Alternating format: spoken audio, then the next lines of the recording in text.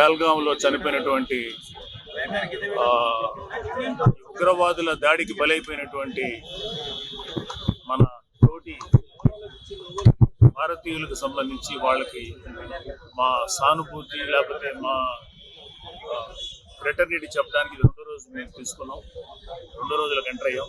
In fact terrorism అనేది మనకి తెలంగాణకి వరకు తీసుకుంటే తెలంగాణలో గోకుల్ చాట్ కానీ, లుంబిని పార్క్ బ్లాస్ట్ కానీ, అదేవిధంగా దిల్సుఖ్ నగర్ సాయిబాబా టెంపుల్ జరిగినాయి.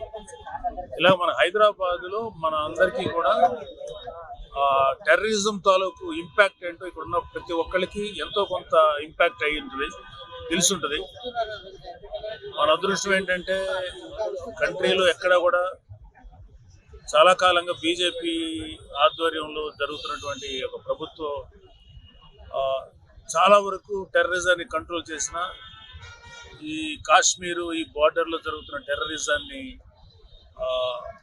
కొన్నిసార్లు మిస్ అయింది. ఎక్కువగా ఈ టెర్రరిజం ఎఫెక్ట్ అయ్యేది బార్డర్లో ఉన్నటువంటి మన ఆర్మీ వాళ్ళు. సరే, ఆర్మీ అంటే యుద్ధం చేస్తుంది కాబట్టి మనకు ఒక నమ్మకం ఉంటుంది, వాళ్ళతో వాళ్ళ ప్రాణాలు పోయినా సరే వాళ్ళు యుద్ధం చేయగలరు. సో వాళ్ళ మీద మనకి ఒక సానుభూతి, ఒక రెస్పెక్ట్ ఉన్నా కూడా వాళ్ళు కూడా వారియర్స్ కదా అనేది ఒక చిన్న ధైర్యం ఉండేది మనకి.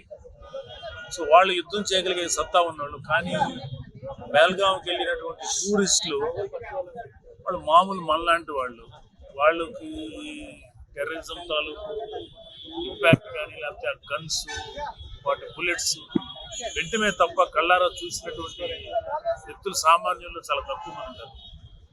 అలాంటిది వాళ్ళు ఎంత భయోత్పాదానికి, ఎంత డ్రామాకి గురై ఉంటారో మనకు అర్థం చేసుకోవాలి.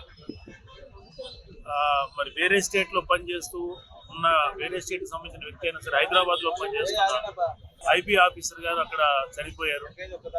అదేవిధంగా వైజాగ్లో ఒక మనిషి, మనం వైజాగ్ వాస్తవుడు చనిపోయాడు.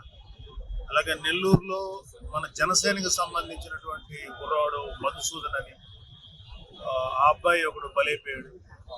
సో టెర్రరిజానికి మన ప్రెసిడెంట్ గారు చెప్పినట్టు టెర్రరిజం దేశంలో ఎక్కడ జరిగినా